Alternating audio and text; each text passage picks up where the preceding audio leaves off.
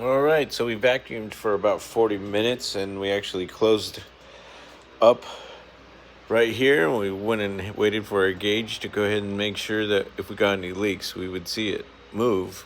But it's been about 10 minutes and we've got nothing. So we're good. No movement, everything's solid. So we should be able to go ahead and start putting Freon in and have cold air. Pretty cool.